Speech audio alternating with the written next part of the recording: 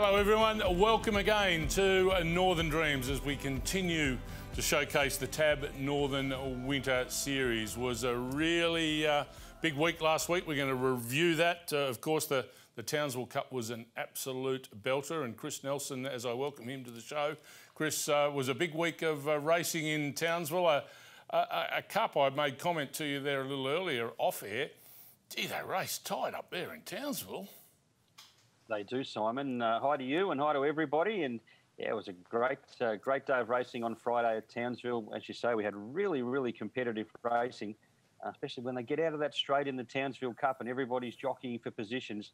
It's no room for the faint-hearted. I'd rather them than me. It's a pretty tight racing, isn't it? Yeah, well, without a cup meeting this week, the theme of our show today is race at our place. And that's exactly what Queensland can do, Chris, at the moment. No racing down here from a spectator point of view in the southern states, but the sunshine's being enjoyed up north, and people back to the racetrack really creates an atmosphere that I think everyone's been craving in racing for ages and ages, or it seems ages and ages. Well, it probably does too, yeah. It's very unfortunate, but that was the case yesterday or last week at Townsville. I know that the crowd was well down on previous years, but they had the marquees there. You could see the people there, so there was some sort of an atmosphere. And just, you've only got to get a few people on track to create an atmosphere, and there was certainly a good one there last week. So onward and upward. Yeah, certainly onward and upward. Before we head to recap the Townsville Cup Day, which, as I mentioned earlier, was an absolute beauty. A couple of special guests coming up. Cairns Jockey Club, their Cairns Cup Day Friday week. We'll be talking to John Cameron, the General Manager there at Cairns, to see that all is in readiness for that big meeting at Cairns. And also, a young trainer, KAYLA Russell, will be joining us. And KAYLA's got quite a background in the thoroughbred game and the horse industry as such. So I'm looking forward to chatting to KAYLA a little later on. But first, let's get down to business. And Townsville, well, you're right on the money in the Guineas up there in Townsville with, I'm going to say this right, Chris, PANIAGUA. How'd I go? Get it right. That's it. Jason would have been right onto you if you didn't get that right. I watched the replay a couple of times yesterday. They say PANIAGUA. But as they turned for home, he had a bit of ground to make up PANIAGUA, but at the end of the day, he was just a class above him. Yeah, look, they didn't go overly hard here. The tempo was fairly even, but gee, he was able to get from 8 lengths off them at about the 800-metre mark. He made up probably 4 lengths by the time they got to the top of the straight, and he knuckled down that last 200 metres and he finished right over the top of them. He's a very promising type. That was his 5th straight win. He's trained by Alex Malif out at Mariba, and he will most likely head to Cairns, obviously next Friday for that big meeting there and another edition of another Guineas race. So let's hope he can get 6 straight, but it was very impressive. The others came from closer to the speed side, Hustle, Tutelage, etc. They all had their chances to beat him, but he was just too strong late once again. Yeah, no, it certainly was. You were right on the money in the Cleveland Bay. Deadly Choices won the race. You tipped the second horse, Drumbeats, on top. You just got him the wrong way around. And it was pretty tough for you. The top of the straight, you were looking for a run. And I reckon Drumbeats in the white took the run that... Drumbeats in the blue. Deadly Choice took the run you wanted. Well, that's it. They were just about together there at about the 300-metre mark. Deadly Choices to the outside of Drumbeats' Choice. He was trying to push out there, Drumbeats. Deadly Choices kept him in that pocket, and then he raced away and stole a couple of lengths, and Drumbeats was running on well down the outside late into 3rd spot. Langro was a terrific run. He did a power of work early. It took him a long time to find the front, and he stuck on very well running second. So all those horses, should they head to Cairns, are well worth following. But, gee, Drumbeats, he just doesn't get any luck, does he? Yeah, no, you need plenty of it in racing, and not a lot around for Drumbeats at the moment. Wasn't a lot of luck around for a number of the runners in the Townsville Cup. It just seemed to me a messy start. They raced tight. Horses going out of the first bend ran off. But one of the horses that was run off was Shiranda, but it still hung on and was strong enough in the end to win the race after doing a power of work early. And they've just turned for home. Shiranda, you would have thought, you know, they were all going to come out of the pack and run over the top. They just couldn't. It stayed on really well. Well, he did. I mean, he had to track very wide out of the straight. He was pushed out by Buxton. He managed to end up sitting 1 by 1, and then he took over at the top of the straight and basically said to the others, catch me if you can. They couldn't. Chinero tried really hard. He got very close. Cutamara L was there. Buster Block had his chance as well. But Shiranda, as I said to you earlier, Simon, he went to Doomben the week prior. So it was a 6-day backup right up the highway. These horses, they're as tough as old boots, aren't they? Yeah, they certainly are. I don't know if we've got any further news on Pete Cullen. We had Pete on the show last week. He was riding Buster Block and he came off after the finish line. So all the best to you, Pete. Let's hope all things are pretty well. Have you heard any more on Pete? No, nothing at this stage. I know he had to go off to hospital after the race, obviously after that fall. But look, I haven't heard anything, and that's quite often the old case of no news is no news is bad news. Put it that way this time around, because we would have heard more if the situation was worse. So that's not the case, I'd say. Peter Cullen, we interviewed him last week. He's as tough as they come. So I think he'll take some keeping down. That's for sure. Just on that race, Tom, before we go, Best Hoffer, who we tipped in the race, yes. He still ran on quite well, but gee, the margin he gave them, I don't go that far on holidays, Simon. No, they rode well. But yeah, look, I think a couple of excuses at the start, but probably tactically just didn't get things right on the day. Yeah, don't sack him for Cairns next week. No way, no. Okay, well, you talk of Cairns. It's a big day. Friday week is Cup Day. Tomorrow's Ladies' Day at Cairns, but it's always a massive day at Cairns come Cup Day. Yeah, it is. It's going to be a ripper. We've got the Cup, we've got the Cairns Newmarket, and we've got another one of these 3-year-old guineas, which promises to be a great race. Hopefully we can see PANIAGUA make it 6 straight. And we know Tom Headley will have a good hand in the Cup there on his home track. There'll be plenty of those horses running around with the orange colours on. They'll all have to wear different coloured caps, I'd say, but it's going to be a great day at Cairns. We look forward to that day at Cairns, and we look forward to talking to you next week in previewing what will be a massive day at Cairns, Chris. Can't wait, Simon. I'll chat to you then.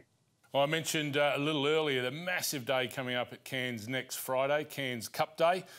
John Cameron is the general manager of the Cairns Jockey Club, and I reckon he's got a smile from ear to ear. Not only because it's going to be a massive day, but there's going to be actually people at the races. And administrators of racing clubs love people being at the races, and I reckon, John, you'd be pretty happy to have them all back. Oh, I think we're blessed that we're lucky enough to be racing and then to be having crowds in a structured way back on course. It's a phased-in thing that we're doing, and there's a lot of COVID compliance naturally, but, gee, it is good to be getting public back. We're allowing owners back. We're able to look after our members and corporates, and through that, you know, there's a really positive way forward based on good racing taking place here on Thursday and then Cup Day on Friday week. Yeah, Ladies' Day you've got this Thursday and then the Cup Friday week. The theme of our show today is to race at our place, and that's exactly what you can do. We can't down here, down south. There hasn't been a human being outside of a trainer and a strapper to the races, it seems, for ages upon ages now, John. So you look forward to the next few days and people with a smile on their face and the sun on their back enjoying racing again. Oh, we do. Look, we've got to give a big compliment to Racing Queensland, who've managed this process very well. We've been lucky to be one of 2 clubs in our region that has been able to do this for a little while, being Townsville and ourselves. Our stakeholders have benefited from that, to be able to race in, week out, and now to be getting to this sort of stage where you start to get, you know, we'll probably only have about 700, 750 here tomorrow, but by Cup time we'll have another 500 above that. And we're heading forward to November race meetings where we'll normally get 1,000 people to the races per race day. So a little bit of change from, you know, Saturdays, which are the ultimate day, to Fridays. But look, that all fits in. We get great coverage. We get great media coverage for that. And look, it's all positives. John, we're just seeing some vision of the 2019 Cup Day and the crowds and the entertainment and the marquees, etc. What sort of percentage are you at from 2019 to 2020? Look, we would normally, we're a bit unusual up here. For 4 of our race meetings in a row, we expect to get 5,000 people. So for the 2 days of our Cup meeting, we'd be aiming for 5,000, and the 2 days of amateurs normally would get between 5,000 and 7,500 to maybe even as high as 8 to 10. So, you know, even at Moonee Valley, you couldn't normally run 4 race meetings in a row where you'd get 5,000 people or more at that. And look, that's one of the things that happens that's unusual at Cairns at this time of the year. The weather is magnificent. The fields are quite good for regional sort of racing. But look, we're down to probably a quarter or a third of what we would normally expect to get. But we're happy because it's been all put on place in the last few weeks, and the stakeholders in particular can earn $1, and there'll be good racing. There's very good racing at Townsville just been, and I think we'll follow in the same sort of suit. John, with the racing coming up and the support you've already mentioned from Queensland racing, that growth, what have you experienced since your time there at Cairns? I suppose involvement from the general public in the sport of racing. Are you in a growth phase at the moment? 4 years ago when I started, we were bordering on being able to pay our bills, and in fact we couldn't. A little while later, our sort of improvement in on-course turnover exceeded 100,000. Off-course turnover 200% easily. There wouldn't be a club in Queensland or Australia that's probably gone through the growth phase that we have done. That's because a lot of our meetings have been transferred from on-course only meetings to TAB meetings. We 4 years ago had 7 TAB meetings. We now have 18. Last year we raced 21 through the COVID period in conjunction with Townsville. So we've had a huge growth. We've had huge support from Racing Queensland to enable us to do that. Our track has gone through continual improvements with additional drainage. So it's coping with those sort of race meetings, whereas 4 years ago it wouldn't have. And the corporate involvement has been huge. So we really have had a marvellous time. It's just keeps on going. I'm sort of lucky to have arrived in the right place at the right time. And like all clubs, you require your committees to be vigilant and working hard with the club and working with the industry as a sort of a trifecta. And that's worked exceptionally well, more so than any club that I've been involved in the 35 years I've been in administration. Yeah, well, we were talking off air. I remember your time at Kilmore, and that's my local country at the moment. And the sunshine you're experiencing up north to what we're experiencing at Kilmore at the moment, as you well know, we're bloody freezing, and you're warm as toast, which I'm eternally envious for. Well, John? Somewhere between 19 degrees and 28. So I'm just got to make sure you wear a hat up here so you don't get sunburned too much. You know? Well, when you were down here, you didn't need a hat. You had a full head of hair. That's how time changes. My hair used to be dark when you were down here too. It's now couldn't any greyer. From the running of racing and the growth of Cairns to the horses on Cup Day, Friday week. Tom Headley's a great supporter of racing in Queensland, but his old galloper, the Harrovian, are we going to see him next Friday? Look, I think we will. I think he's going to have a trial here possibly on Friday, and all accounts is that he's very well. He's probably the best horse we've had come out of Cairns, along with Tom's other horse, Tyzone. Mm. Look, it's good that quality horses are racing up here, and now with the continual increase in prize money and increase in TAB meetings, we're really seeing a better quality of horse, and it's getting a little bit harder to win some of the races. And I think you'll find, whilst there's going to be a lot of orange colours floating around, they won't have it their own way completely. But he has had a marvellous run, Tom, and he deserves it. He puts a lot of money into the club. And that's part of the reason why our club is booming. We're very, very lucky to have people like him investing both time and money into the club. Yeah, we've spoken to him a couple of times on Northern Dreams over the journey, and he's been wonderful to talk to. But he seems to be a man of humility that genuinely has a passion for racing. Oh, huge passion, huge passion. Look, he's the happiest man in Happy Land when he sees those orange colours go past the post first. And like all people in racing, it's always nicer when it happens on your home track. Mm. Well, we wish him well next Friday. And, of course, we wish you well, John, and the whole club well for a smashing Cairns Cup Day. We'll watch with interest and watch people at the races thoroughly enjoying themselves, and we know they will. Thank you so much. Good on you. John Cameron joining us there, the General Manager the Cairns Jockey Club. What a massive week they've got. Ladies' Day tomorrow and then the Cairns Cup on Friday week. Always in races, great to see a new face, someone trying to make their name in the game that's passionate about it. And we have a young face joining us now. KAYLA Russell from Charters Towers is where KAYLA now trains out of. She's only recently got that training licence, and it's great to have her on Northern Dreams with us today. KAYLA, congratulations on getting the licence. Fantastic energy. We've had a chat off air, and I'm thinking, wow, KAYLA loves what she does. Am I right in saying that? Yeah, you sure are. KAYLA, tell us about the build-up to getting that trainer's licence. What motivated you to go from obviously loving your horses to wanting to be part of guiding them to win races? Oh, well, I've always kind of been a part of the racing industry, mum and dad both being jockeys, and then mum got a trainer's licence. So I've always been around them, and they're just an unreal athlete, and it really, you get what you put into them, and it just shows like the passion that is around in racing and whatnot, and yeah, they are a great animal, I reckon.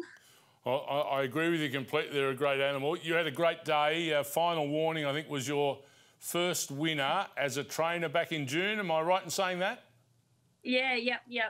Now, that was at Townsville? Yes, at Townsville, yep. OK. Tell us about that day. A big thrill? Oh, it was unreal, and it made it better because the jockey riding him, Massey, it was his first win in Townsville as well too. So it was a big day for both of us. I think I can remember him walking out, like just letting him go, and I said, Massey, you know, keep him for the finish, and he's like, no, I've got this. So I thought, oh God, good luck, like. But yeah, it was a fabulous day, and like it made it worthwhile because it was both our first kind of wins in Townsville, so it was a great day to share it with Massa. Somehow, KAYLA, amongst all of that, you got the instructions right. Yeah. I kind of, Massey, I don't give him many instructions. He kind of knows what to do. He goes over his homework, and he's really good at like looking at his work and what he needs to do. And he knew Finn because he's had a couple of rides on him now, so he knew what he had to do. Just short of a handful of horses in work at the moment. Final Warning, the most successful one so far. Has he been an easy horse to train, settled in, and no challenges around him, or is he a bit of a challenge to all concerned?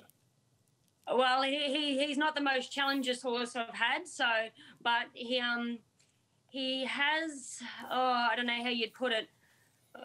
He's not a big believer on trees. He doesn't like the sound that they make. I don't know if they had many trees down from where he come from, but that and, yeah, the cattle that he used to live beside. And I guess it's a bit of an eye-opener coming from, you know, a beautiful, lush, you know, stables down in the Gold Coast to out here where it's a bit dry and, you know, there's birds and roos and dingoes at night. So it's he definitely has his quirks, and he was ridden in the stock saddle for the first couple of weeks because we used to have a black drum out in the paddock that was just covering an old dead tree root, and he was adamant that drum was going to get him, and he'd be just trotting past and he'd forget about it, and then last minute all of a sudden we'd spin around, and it took a little bit of confidence to get past it, but we got over it and we were right to go. So. Well, he's ever consistent, even though he's a touch quirky, KAYLA. He's consistent, albeit frustrating consistent. Now, I hear they're starting to call him the Tom Melbourne of the North because I think it's he's run second in 4 of his 6 starts. Yes, and like his first start, I think he went up against Family Star, which was a very good horse getting around, and it was kind of my first start at Townsville. And everyone comes back and they're like, oh, you put pressure on the favourite. And I'm just like, oh, God, you know. And Finn tried hard to keep with him, but that Family Star is a good horse. And then we went another close second to, I think, Royale up in Cairns. And I tell you what, these close seconds are no good for the heart. Like, And then he got named the Tom Melbourne by 2 punters up in North Queensland. I was just like, oh, my God. I reckon running second's far better than running ninth, KAYLA. It's a better day at the races, bringing some prize money home. Yes, that's there. Well, look, I'm happy to run 10th because it pays for the fuel down there. So it beats going to work anyway. So, but it's no good for the heart and jumping up and down. I think I've copped the lead rope in the back of my back a couple of times because I've got that excited of him coming down the main straight. I've hit myself with the lead rope that many times. It's not funny. Tell us, you're from Charters Towers, Kayla. Tell us about racing in that part of the country. You're about 500 kilometres from Cairns. I think Townsville's your closest from your inland Charters Towers to get to Townsville's 100 odd Ks. What's the racing like around there, and what sort of influence does it have on the community? Our Charters Towers Amateurs here is a massive event. It's really great for the community. Like, I think everyone holds out for the Charters Towers Amateurs. I mean, we get no numbers like they do in Townsville or Cairns, but for a little town, it's quite massive, and it's a great day out, and it's that real country atmosphere, and obviously the country people. So it's a shame that we can't have the people that they want there, I guess, for the town as such, but it's a great little day out. Your schedule is getting busier and busier as a trainer, but you've also been involved in rehoming horses. Now, that's such an important and strategic part of the racing industry. You know, the future of the horse after its racing career finishes. Tell us about your involvement with that. Yeah, well, definitely. Well, obviously, Mum, being a thoroughbred trainer and a jockey, my kind of first kind of horses were thoroughbreds. So I've always kind of had to make them as show jumpers because we could, never afford, them beautiful big warm bloods as such. So we always trained them. And I guess now I've brought that on as a trainer to teach them, I guess, life after racing skills. So majority of the time, the first time I get a thoroughbred, the first thing they do is I go put him over jumps, and I go, okay, this one, I'll keep him. He's going to be my jumpo after he finishes racing. So, it's a big thing for me that they do get home, because I believe they're one of the best breeds to train, because they've just got that natural ability, and they love, I don't know, they just love that consistent work. And I was going to say probably routine's the word you're looking for. Yeah. Horses seem to thrive with that. Yeah, they do. And we've some all don't make show jumpers. I've got a couple here. I had a good little race mare called Public Affair. She went on to go barrel racing. And I've just recently, my mum had a racehorse called Ratstan. I jumped him for about 4 years, and now he's gone on to my 10-year-old daughter to ride. So they're just an understated animal, and you see all over media, when they're looking for horses, you'll see it, no thoroughbreds. They're made out to like they're some dangerous breed, but they're definitely not. And that's just my one goal with this whole thing, is to make them, more appealing, I guess, is put into that work while I'm training, is to make sure they have that basic training of flat work and jumping and, trail riding and chasing cattle as such. That's fantastic, Kayla. All those things are going to be a great support for horses at the end of their racing careers, and give them a life after racing, which is so important. Now, you mentioned a little earlier, I think Charters Towers has got races this weekend? Yes, they do. Yep, just another race meeting, which is great. We've been dying to get racing back to Charters Towers. I think it might have been like the first couple of race meetings that weren't Townsville or Cairns that are non-TAB to come back, which is great, especially just for the horses that weren't good enough for the city. So, it's good to be back racing at Towers. We've had a couple of starts there now, so it's great. Can you win one, most importantly? Oh, look. We got two. Look, I don't think they're any world beaters, but then definitely no Finn. Final warning, I should say. But, if ridden right on the day, look, anything's possible. And like I always said, out of all the equestrian sports and going on. All you need is luck. Well, Kayla, it's fantastic to see the enthusiasm and the energy and the passion you have for racing, and also the racehorse, which I think is a great credit to you and your mum and dad. We thank you for coming on Northern Dreams. We look forward to seeing your name up in lights as your training career grows and prospers. Yeah, thank you. Thank you for that. Good on you. Kayla Russell joining us there. Great to see that enthusiasm, isn't it, with racing. We need those young minds and bodies really keen and passionate about our great industry. Well, nearly time for us to go, but don't forget, people coming back to racing in Queensland, you can race at our place. So don't forget to book a day at the races. It's wonderful to be back on racetracks, so please get out there and enjoy it.